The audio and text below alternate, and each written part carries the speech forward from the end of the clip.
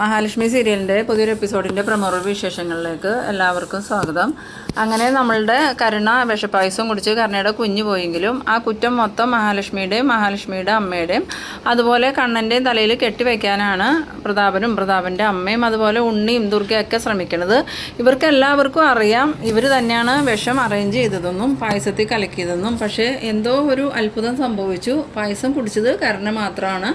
അത് മാത്രമേ ഇവർക്ക് പിടികിട്ടാത്തതുള്ളൂ. എന്തായാലും ആ സ്വാമി വന്ന ആ ഒരു കഥയൊക്കെ മഹാലക്ഷ്മി പറഞ്ഞെങ്കിലും ഇവർക്ക് ആർക്കും അത് വിശ്വാസമായിട്ടില്ല. ഇവരെല്ലാവരും വിചാരിച്ചിരിക്കുന്നത് മഹാലക്ഷ്മിക്ക് എന്തോ ഒരു സിദ്ധിയുണ്ട്, അത് വെച്ച് പായസത്തിൽ വിഷം ചേർന്ന കാര്യം മഹാലക്ഷ്മിക്ക് മനസ്സിലായി. അങ്ങനെ മഹാലക്ഷ്മി മനഃപൂർവ്വം കരുണയ്ക്ക് വിഷം ചേർത്ത പായസം കുടിക്കാൻ വേണ്ടി ഫ്രിഡ്ജിൽ വെച്ചതാണെന്നൊക്കെയാണ് ഇവർ കണക്ക് കൂട്ടിയെടുക്കുന്നത്. സത്യത്തിൽ അങ്ങനെ ഒന്നും സംഭവിച്ചിട്ടുമില്ലല്ലോ. അങ്ങനെ മഹാലക്ഷ്മി വീട്ടിൽ വരുന്ന സമയത്ത് നമ്മളുടെ ഉണ്ണി ദുർഗ അതും പറഞ്ഞ് മഹാലക്ഷ്മിയെ നന്നായിട്ട് ടോർച്ചർ ചെയ്യുന്നുണ്ട്. അന്നേരം മഹാലക്ഷ്മി പറയുന്നുണ്ട്, ഇനിയിപ്പോൾ കഥ വളച്ചൊടിച്ചോ, എന്തായാലും നിങ്ങളെല്ലാവരും കൂടി ചേർന്ന് തന്നെയാണ് ഇത് ചെയ്തിരിക്കുന്നത്. കരുണയ്ക്ക് അങ്ങനെ എന്തെങ്കിലും സംഭവിച്ചെങ്കിൽ അതിൻ്റെ ഉത്തരവാദി നിങ്ങൾ. ഇനിയിപ്പോൾ ആ കുറ്റം എൻ്റെ തലയിൽ കെട്ടിവെക്കാനായിട്ട് നിൽക്കണ്ടെന്ന്. ആ സമയം ഉണ്ണി പറയുന്നുണ്ട്, കരുണ ഗർഭിണിയായ സമയം മുതലേ നിങ്ങൾക്ക് കരുണയോട് അസൂയുണ്ട്. നിങ്ങൾക്ക് ഒരിക്കലും ഒരു അമ്മയാവാൻ പറ്റില്ല എന്നറിയാം. അതുകൊണ്ടാണ് നിങ്ങളിങ്ങനെ കരുണയുടെ കുഞ്ഞിനെ കൊല്ലണമെന്ന് വിചാരിച്ചുകൊണ്ട് നടന്നത്. അതിനൊരു അവസരം കിട്ടിയപ്പോൾ നിങ്ങളത് ഉപയോഗിച്ചു എന്ന് പറയണം. അന്നേരം മഹാലക്ഷ്മി പറയുന്നുണ്ട്, നിർത്തടാ, നീ ഇനി ഒരു അക്ഷരം മിണ്ടരുതെന്ന്. അപ്പോൾ ദുർഗയാണെങ്കിൽ വന്നിട്ട് ചോദിക്കുന്നുണ്ട്, ആ എന്താടി ഞങ്ങൾ സംസാരിച്ചാൽ ഇനിയിപ്പോൾ എന്നോടും നീ നിർത്താൻ പറയുമോ എന്ന് ചോദിക്കുമ്പം ഇതെല്ലാം കേട്ടോണ്ട് നമ്മളുടെ കണ്ണൻ അങ്ങോട്ട് വരുന്നുണ്ട്. കണ്ണനപ്പം ദുർഗയോട് പറയുന്നുണ്ട്, ഉവ്വ നിർത്താൻ പറയും, നിർത്താൻ പറഞ്ഞാൽ നിങ്ങൾ എന്ത് ചെയ്യും? ആ സമയം ദുർഗയ്ക്കാണെങ്കിൽ ഒന്ന് ഷോക്കാവുന്നുണ്ട്. എന്നിട്ട് ദുർഗ പറയുന്നുണ്ട്, നീ ഇവള് പറയും പോലെ എല്ലാം അനുസരിക്കുവാണോടാന്ന് ചോദിക്കുമ്പോൾ ഞാൻ ആരും പറയണത് അനുസരിക്കാറൊന്നുമില്ല, ന്യായത്തിൻ്റെ ഭാഗത്തേ നിൽക്കാറുള്ളൂ. ഇപ്പം തന്നെ കരുണയുടെ കുഞ്ഞ് പോയതിൻ്റെ പേരിൽ നിങ്ങളെല്ലാവരും ഇയാളുടെ മേത്തേക്ക് കയറണേ എന്തിനാ? അങ്ങനെ സംഭവിച്ചിട്ടുണ്ടെങ്കിൽ അത് കരുണയുടെ കയ്യിലിരിപ്പിൻ്റെ. എന്തായാലും അമ്മയുടെ പിറന്നാളിൻ്റെ അന്ന് ഞങ്ങളെല്ലാവരും പായസം കുടിച്ചു, ഞങ്ങൾക്കൊന്നും ഒരു കുഴപ്പവും ഉണ്ടായില്ല. പിന്നെ കരുണയ്ക്ക് മാത്രം അങ്ങനെ പ്രശ്നം ഉണ്ടായ. അതുമാത്രമല്ല, അന്ന് ഞങ്ങൾക്ക് കുടിക്കാൻ വെച്ചിരുന്ന പായസമാണ് കരുണ കുടിച്ചത്. അതിൽ നിന്നും മനസ്സിലാക്കാം എന്നെയും ഇയാളെയും കൊല്ലാൻ വേണ്ടിയിട്ട് കരുണയുടെ അച്ഛനും മുത്തശ്ശിയും ചേർന്ന് പായസത്തിൽ വിഷം ചേർത്ത് വെച്ചിരുന്നു. ആ ഒരു സ്വാമി വന്നതുകൊണ്ട് ആ പായസം കരുണ തന്നെ കുടിച്ചു, കരുണയുടെ കുഞ്ഞും പോയി. അതവളുടെ പ്രവൃത്തികളുടെയാണ്. ആ സമയത്ത് ഉണ്ണി പറയുന്നുണ്ട്, അതൊക്കെ ഇവർ ഏട്ടനെ വിശ്വസിപ്പിക്കാൻ വേണ്ടി പറഞ്ഞ നുണകളാണ്, അങ്ങനെയൊന്നും സംഭവിച്ചിട്ടില്ല. ഇവർ മനഃപൂർവ്വം എന്തോ ഒരു വിഷം പായസത്തിൽ കലർത്തി കരുണയ്ക്ക് കൊടുത്തതാണ് കരുണയുടെ കുഞ്ഞ് നഷ്ടപ്പെടാൻ വേണ്ടിയിട്ടെന്ന്. അന്നേരം നീയാണോടാ അത് തീരുമാനിക്കണേന്ന് ചോദിക്കുമ്പം ഏട്ടൻ എന്താ ഇവർ പറയണതല്ല ഇങ്ങനെ വിശ്വസിക്കണേന്ന് ചോദിക്കുന്നുണ്ട്. അപ്പം കണ്ണൻ ചോദിക്കുന്നുണ്ട്, പിന്നെ ഞാൻ മഹി പറയണതല്ലാണ്ട് നീ പറയണത് വിശ്വസിക്കണോടാ? എത്രയോ പ്രാവശ്യം നീ എന്നെയും ഇയാളെയും കൊല്ലാനായിട്ട് പ്ലാൻ ചെയ്തു, പല പ്രാവശ്യം വണ്ടി ഇടിപ്പിച്ചും അല്ലാതെ ഗുണ്ടകളെയും കൊണ്ടും ഒക്കെ കൊല്ലാൻ നോക്കി. അതൊന്നും നടക്കാണ്ടായപ്പോൾ അവസാനം കമ്പനിയിൽ വെച്ച് തട്ട് പൊളിച്ചിട്ട് അതിൽ നിന്നും മഹാലക്ഷ്മിയെ വീഴ്ത്താൻ നോക്കി. വീണതാണെങ്കിൽ നിൻ്റെ അമ്മാവനും ഇപ്പോൾ വീൽ ചെയറിലായിട്ട് വീട്ടിലിരിക്കുന്നില്ലേ. ആ സമയത്ത് ഉണ്ണി പറയുന്നുണ്ട്, അത് തട്ട് പൊളിച്ചത് ഞങ്ങളൊന്നുമല്ല, ഇനിയിപ്പോൾ ഇവരാണോ അമ്മാവനെ വീഴ്ത്താൻ വേണ്ടി അത് ചെയ്തതെന്ന് എനിക്ക് സംശയമുണ്ടെന്ന്. ആ സമയത്ത് മഹാലക്ഷ്മി പറയുന്നുണ്ട്, നീ എന്നോടാ പറഞ്ഞ മിണ്ടരുതെന്ന്. നിങ്ങൾ ചെയ്യുന്ന എല്ലാ തോന്നിയാസങ്ങളും ഞങ്ങളുടെ തലയിലേക്ക് കെട്ടിവെക്കാനായിട്ട് നിൽക്കണ്ട. എന്തായാലും അവനവൻ ചെയ്യുന്നതിൻ്റെ ഫലം അവനവന് തന്നെ കിട്ടും. ഇപ്പം തന്നെ കണ്ടില്ലേ, കരുണ എന്നെ കൊല്ലാൻ വേണ്ടിയിട്ടാണ് പായസത്തിൽ വിഷം കലർത്തിയത്. പായസത്തിൽ വിഷം കലർത്തിയത് കരുണയാണെന്നുള്ളതിന് എനിക്ക് നല്ല തെളിവും കിട്ടിയിട്ടുണ്ട്. ഇനിയിപ്പോൾ നിങ്ങൾക്കത് തെളിയിക്കണമെന്നുണ്ടെങ്കിൽ ഞങ്ങൾ രണ്ടുപേരും കൂടി സ്റ്റേഷനിൽ പോയി ഒരു കംപ്ലയിൻറ്റ് കൊടുക്കാൻ പോലീസ് അന്വേഷിക്കട്ടെ. അന്വേഷണത്തിൽ തെളിയൂലോ എന്ത് വിഷമാണെന്നും അത് ആരാ കൊണ്ടുവന്നതെന്നും എവിടെ നിന്ന് വന്നു എന്നൊക്കെ. അപ്പോൾ പിന്നെ എല്ലാവർക്കും സമാധാനമാവുമല്ലോ എന്ന്. അത് കേട്ടതും ദുർഗയും ഉണ്ണിയൊന്നും നടുങ്ങുന്നുണ്ട്. കാരണം അന്വേഷണം വന്നിട്ടുണ്ടെങ്കിൽ എന്തായാലും കരുണയുടെ അച്ഛനും മുത്തശ്ശിയും കൂടെ ഉണ്ണിയും ദുർഗയൊക്കെ പെടുമെന്നുള്ളത് അവർക്ക് അറിയാം. ആ സമയത്ത് അവരൊന്നും മിണ്ടാണ്ട് ഇങ്ങനെ തല കുനിച്ച് നിൽക്കുമ്പം കണ്ണൻ ചോദിക്കുന്നുണ്ട്, ഇനി എന്താ നിങ്ങൾക്കൊന്നും പറയാനില്ലേ? കംപ്ലയിൻറ്റ് കൊടുക്കണ കാര്യം പറഞ്ഞപ്പോൾ നിങ്ങളുടെയൊക്കെ വായടഞ്ഞല്ലോ. അപ്പോൾ അതിൽ നിന്ന് തന്നെ മനസ്സിലാക്കാമല്ലോ മഹാലക്ഷ്മിക്ക് വിഷം കൊടുത്ത് കൊല്ലാനുള്ള ആ ഒരു പ്ലാനിൽ നിങ്ങളും കൂടെ പങ്കാളിയാണെന്ന്. നിങ്ങളുടെ അറിവോടുകൂടി തന്നെ അവിടെ ആ കാര്യങ്ങളെല്ലാം അവർ ചെയ്തത്. അവസാനം ദൈവങ്ങൾ നിങ്ങൾക്ക് എതിരായി. അതുകൊണ്ടാണ് ഇപ്പോൾ കരുണയുടെ കുഞ്ഞു പോയത്. അതും പറഞ്ഞിനി ഞങ്ങളുടെ മേത്തോട്ട് കയറാനൊന്നും നിൽക്കണ്ട. അങ്ങനെ മേത്തോട്ട് കയറാൻ നിന്നിട്ടുണ്ടെങ്കിൽ നിങ്ങളോട് ഇവിടുന്ന് ഇറങ്ങിപ്പോവാൻ ഞങ്ങൾക്ക് പറയേണ്ടി വരുമെന്ന്. ആ സമയത്ത് ദുർഗ ചോദിക്കുന്നുണ്ട്, നീ എന്നെ ഇറക്കി വിടുമോ അതാന്ന് ചോദിക്കുമ്പം വേണ്ടി വന്നാൽ അതും ചെയ്യും. ഇനിയിപ്പോൾ ഇയാൾ നിങ്ങളോട് പറയുകയാണ് നിങ്ങളിവിടെ താമസിക്കാൻ പറ്റില്ല, ഇറങ്ങിപ്പോകണമെന്ന് പറഞ്ഞാൽ അത് നിങ്ങൾ അനുസരിക്കേണ്ടി വരും. ഇയാൾക്കാണ് ഇവിടെ എല്ലാ അധികാരവും ഉള്ളത്. ഈ വീടും ഈ സ്വത്തുക്കളെല്ലാം ഇയാളുടെ പേരിലാണ്. അതുകൊണ്ട് തന്നെ ഇയാളെ അനുസരിച്ച് നിങ്ങൾക്ക് ഇവിടെ ജീവിക്കാൻ പറ്റുമെങ്കിൽ ജീവിച്ചാൽ മതി എന്നും പറഞ്ഞുകൊണ്ട് കണ്ണൻ അങ്ങോട്ട് പോകുന്നുണ്ട്. കൂടെ മഹാലക്ഷ്മിയും പോകുന്നുണ്ട്. പിന്നീട് കാണിക്കുന്നത് നമ്മളുടെ മഞ്ജു ആണെങ്കിൽ രാവിലെ തന്നെ റെഡി ആവുന്നുണ്ട്.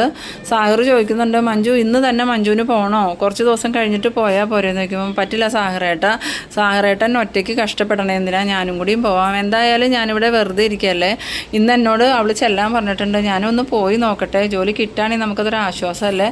അതുമാത്രമല്ല സാഹിറേട്ടൻ ഇവിടെ ഇല്ലാത്തപ്പോൾ ഞാൻ ഒറ്റയ്ക്ക് ഈ വീട്ടിൽ നിൽക്കണേക്കാളും കൂടുതൽ സേഫായിരിക്കും ആ കടയിലാണെങ്കിൽ, എന്തായാലും ഞാൻ പോയി നോക്കട്ടെ സാഹിറേട്ടാന്ന് പറഞ്ഞ. ആ സമയത്ത് സാഹിർ പറയുന്നുണ്ട്, അങ്ങനെയാണെങ്കിൽ നമുക്ക് രണ്ടുപേർക്കും ഒരുമിച്ച് പോകാം, ഞാൻ മഞ്ജുവിനെ അവിടെ ഡ്രോപ്പ് ചെയ്തിട്ട് എൻ്റെ പണിസ്ഥലത്തേക്ക് പോയിക്കോളാം എന്നും പറഞ്ഞ് നിൽക്കുമ്പം മഞ്ജു വേഗം തന്നെ റെഡിയായിട്ട് വരാമെന്നും പറഞ്ഞ് പോകുന്നുണ്ട്. അങ്ങനെ മഞ്ജു റെഡിയായി വന്നതും മഞ്ജു സാഹിറും കൂടി ബൈക്കിൽ കയറി കടയിലോട്ട് പോകുന്നുണ്ട്. പിന്നീട് കാണിക്കുന്നത് ഉണ്ണി മേഘനാഥൻ്റെ വീട്ടിലോട്ട് ചെല്ലണതാണ്. ഉണ്ണീനെ കണ്ടതും മേഘനാഥൻ ഓടി വന്നിട്ട് എന്തായിടാ ഉണ്ണി കാര്യങ്ങളൊക്കെ എന്ന് വയ്ക്കുമ്പോൾ മേഘട്ടനെ അറിഞ്ഞില്ലേ, കരുണയ്ക്ക് അവളുടെ കുഞ്ഞ് പോയി, അവളുടെ ചേച്ചിയുടെ മുമ്പിൽ ജയിച്ച് നിൽക്കാനുള്ള ഒരേ ഒരു കാരണമായിരുന്നു ആ കുഞ്ഞ്, ഇനിയിപ്പോൾ കരുണ എങ്ങനെ പ്രതികരിക്കുമെന്നൊന്നും അറിയില്ല എന്ന് പറയുമ്പോൾ മേഘൻ ചോദിക്കുന്നുണ്ട്, കരുണ ഇപ്പം എന്താ പറയണേന്ന് വയ്ക്കുമ്പം അവളൊന്നും മിണ്ടണില്ല, ഒരേ ഇരിപ്പ, ഒരക്ഷരം പോലും ആരോടും സംസാരിക്കുന്നുമില്ല, ഭയങ്കര വിഷമത്തിലാണ്, ചേച്ചിയുടെ മുമ്പിൽ ആകെക്കൂടി ജയിക്കാനുണ്ടായിരുന്ന ഒരു കാരണമല്ലേ ഇപ്പം ഇല്ലാണ്ടായിരുന്നു. ആ സമയം മേഘനാഥൻ ചോദിക്കുന്നുണ്ട്, എന്നാലും അതെങ്ങനെയാണ് ഉണ്ണി സംഭവിച്ചതെന്ന് ചോദിക്കുമ്പോൾ ഞാൻ പലപ്പോഴും മേഘേട്ടനോട് പറഞ്ഞിട്ടില്ലേ ഏടത്തേക്ക് എന്തോ ഒരു ദൈവിക ശക്തി ഉണ്ടെന്ന്,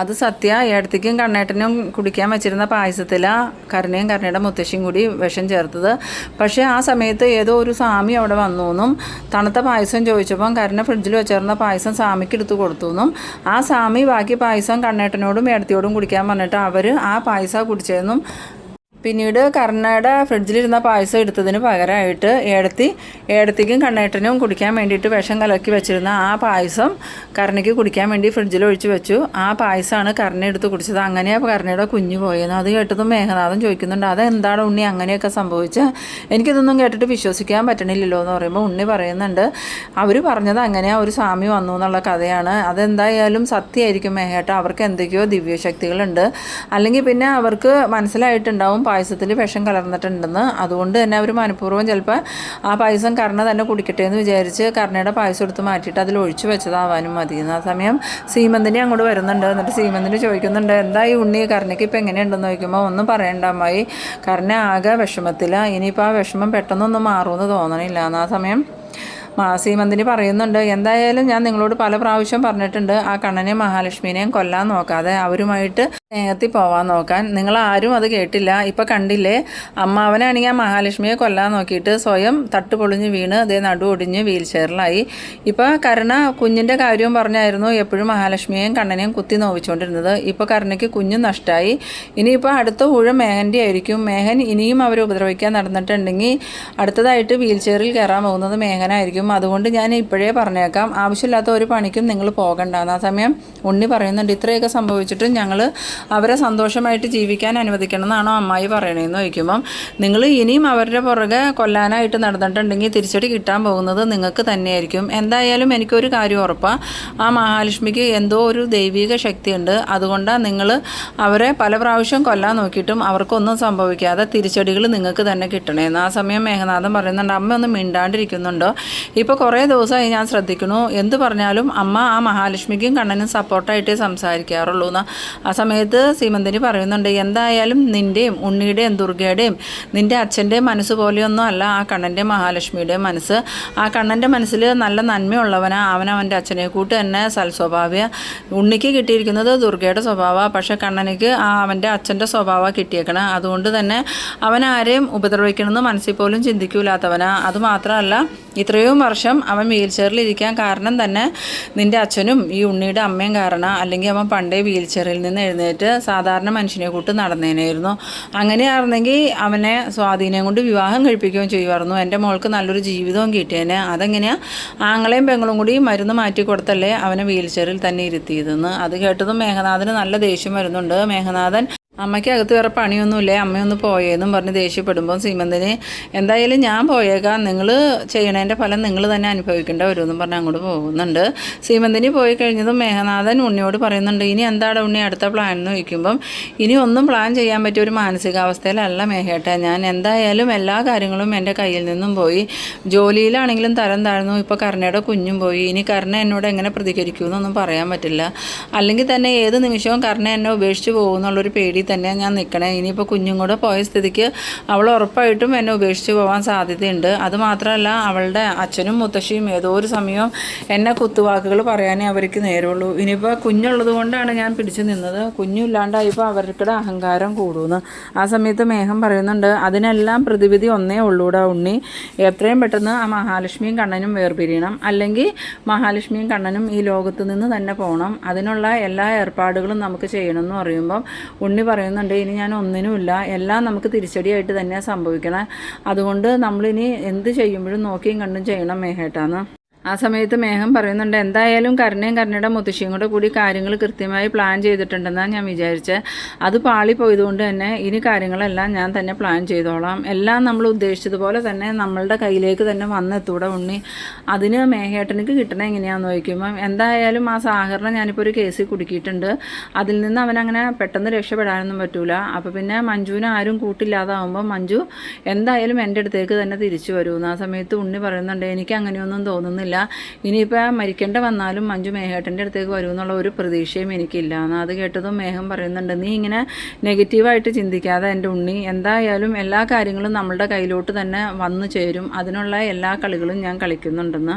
പിന്നീട് നമ്മളുടെ മഹാലക്ഷ്മിനെയും കണ്ണനെയാണ് കാണിക്കുന്നത്. കണ്ണനും മഹാലക്ഷ്മിയും ഓഫീസിലേക്ക് പോണ വഴിക്ക് മഹാലക്ഷ്മി പറയുന്നുണ്ട്, കണ്ണേട്ട എനിക്ക് കുറച്ച് സാധനങ്ങൾ വാങ്ങണമായിരുന്നു, ഏതെങ്കിലും ഒരു തുണിക്കടയിൽ കയറി കുറച്ച് സാധനങ്ങൾ എടുക്കണം എന്ന് പറയുമ്പം അതിനെന്താ അതെനിക്ക് ആവശ്യമുള്ളത് നമുക്ക് പോണ വഴിക്ക് വാങ്ങാമെന്നും പറഞ്ഞ് പോകുന്നുണ്ട്. പിന്നീട് ഒരു ടെക്സ്റ്റൈൽസിൻ്റെ മുമ്പിലെത്തുമ്പം കണ്ണൻ കാറ് നിർത്തിയിട്ട് മഹാലക്ഷ്മിയോട് പറയുന്നുണ്ട്, എന്തായാലും താൻ പോയി ആവശ്യമുള്ള സാധനങ്ങളൊക്കെ മേടിച്ചുണ്ടാകുമെന്ന് പറയുമ്പം മഹാലക്ഷ്മി ചോദിക്കുന്നുണ്ട്, കണ്ണേട്ടൻ വരുന്നില്ല, കണ്ണേട്ടനും കൂടി വാങ്ങുമെന്ന് പറയുമ്പോൾ ഞാൻ എന്തിനാടോ ആ സ്റ്റെപ്പ് മൊത്തം കയറി അവിടെ വരെ പറഞ്ഞ്, അല്ലെങ്കിൽ തന്നെ തനിക്ക് ആവശ്യമുള്ള സാധനങ്ങൾ താനല്ലേ സെലക്ട് ചെയ്യണേ, ഞാൻ വന്നിട്ട് എന്തിനാന്ന് ചോദിക്കുമ്പം എന്നാൽ ഞാൻ പോയിട്ട് വരാൻ കണ്ണേട്ടാന്നും പറഞ്ഞ് നമ്മളുടെ മഹാലക്ഷ്മി ആ ടെക്സ്റ്റൈൽസിലേക്ക് പോകുന്നുണ്ട്. ടെക്സ്റ്റൈൽസിൽ ചെന്ന് മഹാലക്ഷ്മിക്ക് ആവശ്യമുള്ള സാധനങ്ങൾ ഇങ്ങനെ ചുറ്റും പരതി നോക്കുന്ന സമയത്താണ് മഹാലക്ഷ്മി ആ ഞെട്ടിക്കുന്ന ഒരു കാഴ്ച കാണുന്നത്.